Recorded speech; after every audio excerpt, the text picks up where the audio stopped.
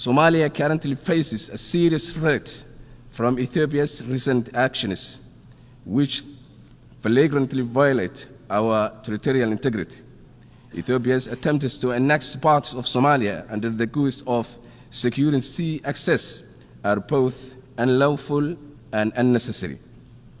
Somali ports have always been accessible for Ethiopia's legitimate commercial activities, reflecting our commitment to regional trade and cooperation. However, Ethiopia's aggressive maneuvers, including its controversial agreement with one of our regional administration, undermine Somali's sovereignty and embolden secessionist movements threatening our national unity.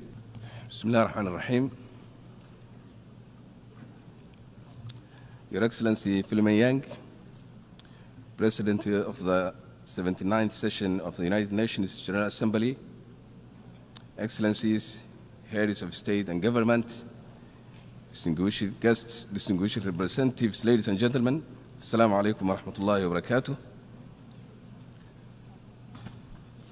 Allow me to begin by congratulating you, Mr. President, on your election as President of the 79th session of the United Nations General Assembly.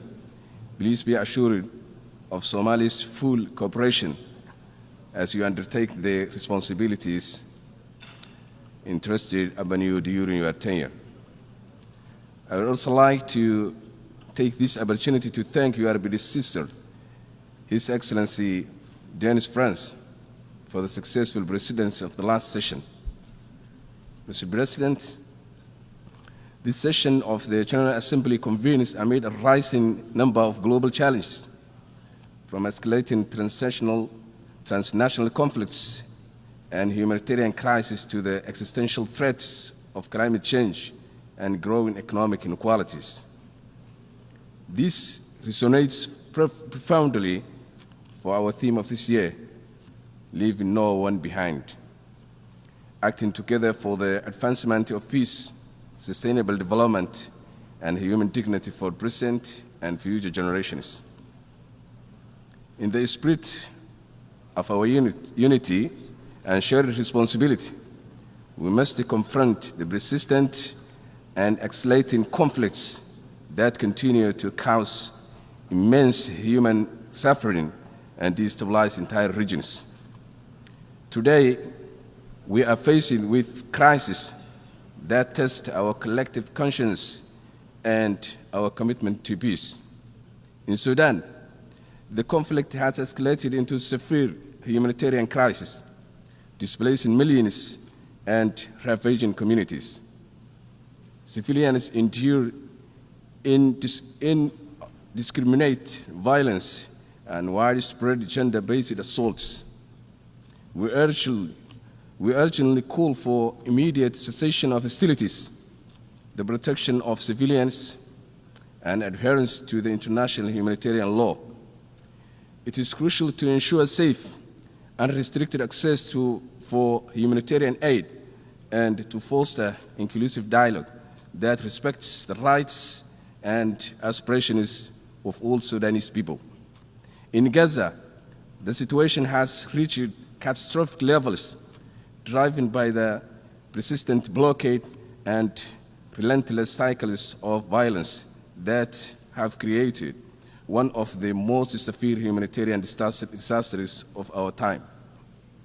Despite the senseless killing of tens of thousands of men, women, and children since last October, over 2 million Palestinians are trapped in open-air prison, where access to basic goods, services, and medical care is severely restricted.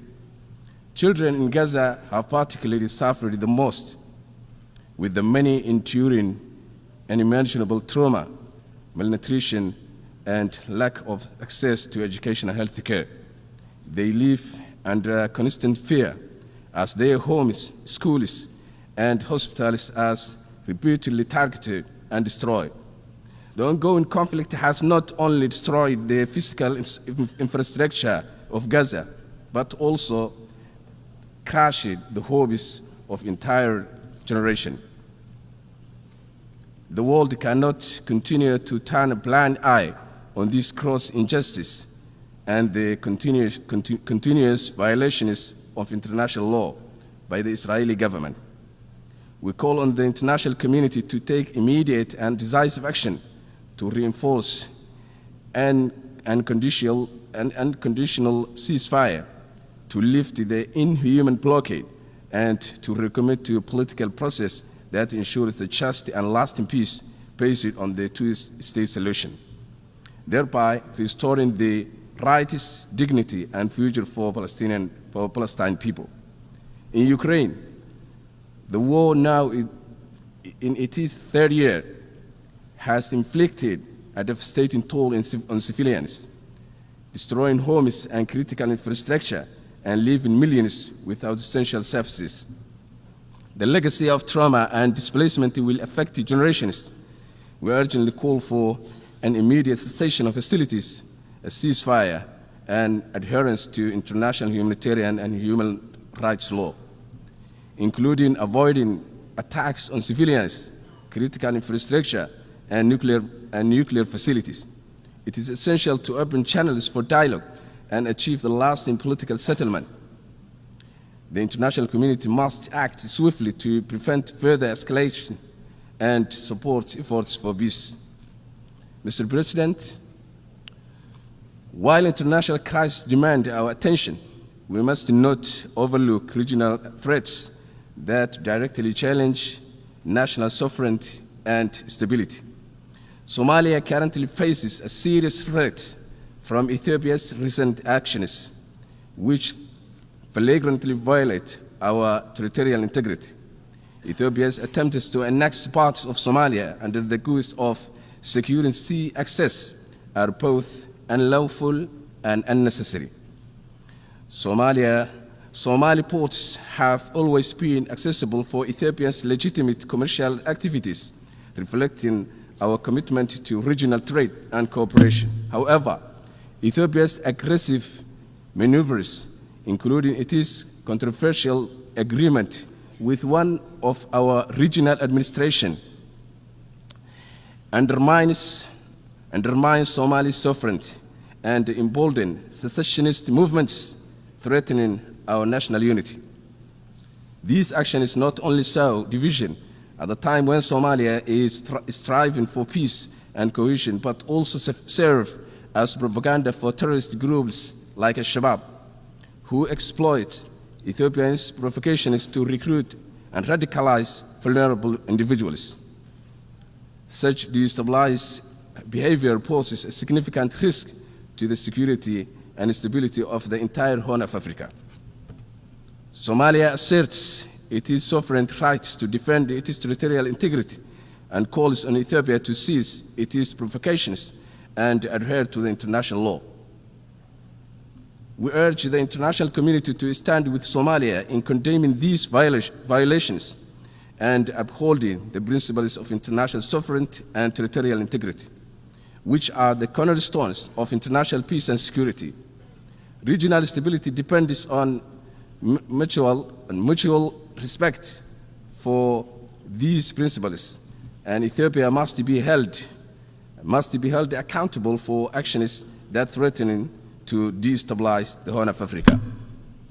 Mr. President, while the conflict may capture the headlines, we must not lose sight of other pressing global challenges that demand our immediate attention and collective action.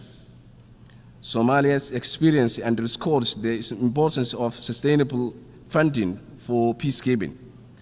For over 15 years, we have hosted key African Union missions like AMISOM and ATMIS, which have been critical in countering Al-Shabaab and supporting state building.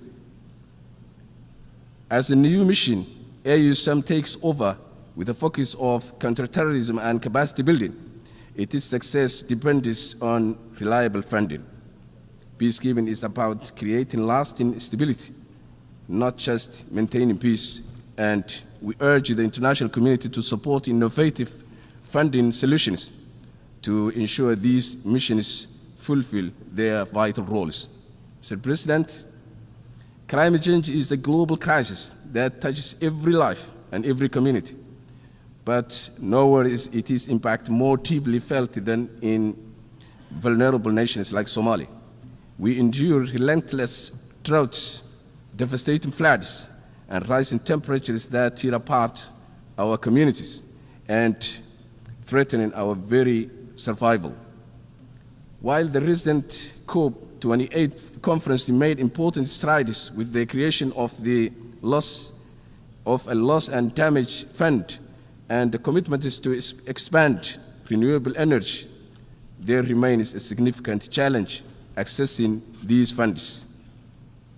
For many developing countries, the reality is that complex bureaucracy, rigid criteria, and lack of necessary resources often stand in the way they receive the help they so desperately need. It is not just about making promises, it is about ensuring that those promises can reach the people who need them most. We call on the global community to simplify access to these crucial funds so that countries like Somalia can build resilience, protect our people, and secure the future where everyone has the chance to thrive. Mr. President, reforming the United Nations Security Council is essential to ensure it reflects today's geopolitical realities. The current structure no longer adequately represents the voices and concerns of world nations, particularly those in Africa, Asia, and Latin America. We support the 𝐒𝐮𝐫 consensus, which calls for a more representative and inclusive council. This reform is necessary to enhance the UN's credibility and effectiveness in addressing the full spectrum of global challenges, from peace and security to development and human rights. Reforming international financial institutions is also crucial to building a fairer global economy that promotes inclusive growth and sustainable development.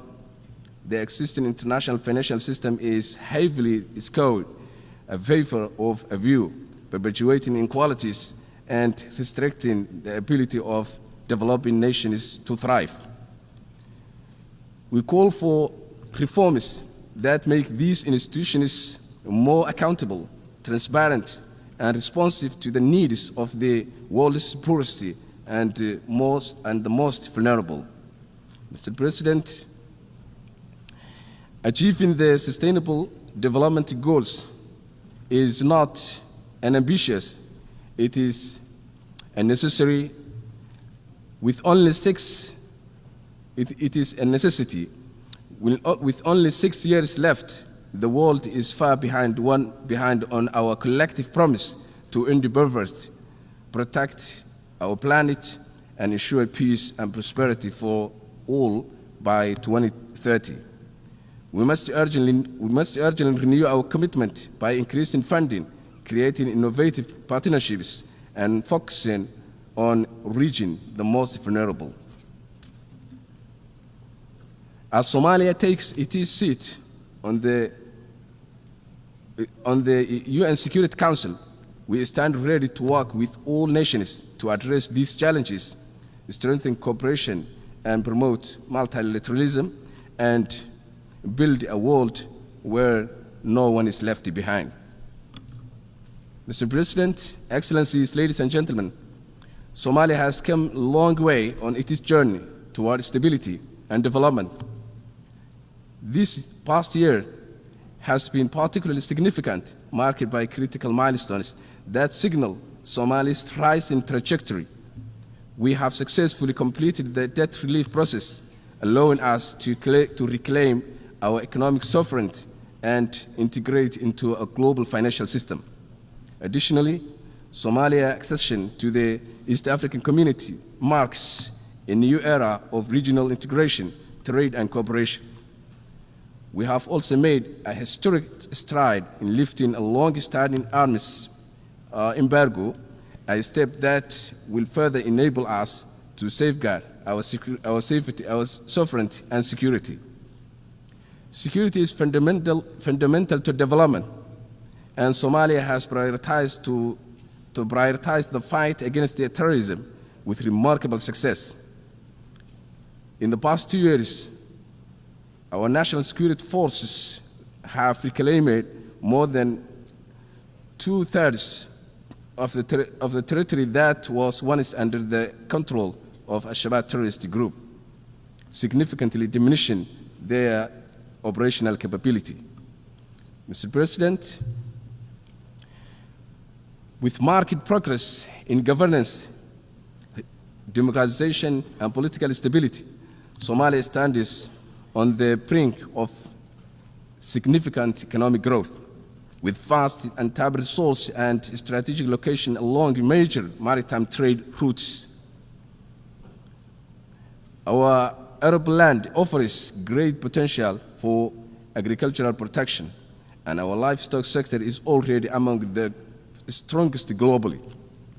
We also have one of Africa's highest potentials for renewable energy, particularly on onshore wind power. And our extensive coastline provides rich opportunity for sustainable fishing and other sectors of blue economy. To capitalize on these assets, we are drafting a national transformation plan that outlines our vision for leveraging our resources to achieve stability, self-reliance, and prosperity. And we welcome international investment and cooperation to help us realize this potential, integrate into the global economy, and contribute to regional peace and stability through strong partnerships. Mr. President, as we look ahead, Somalia is determined to be defined not by the hardships of its past, but by the possibilities of its future. Let us act now to build a future where every nation, every community, and every person can thrive in dignity and peace. I thank you for your attention.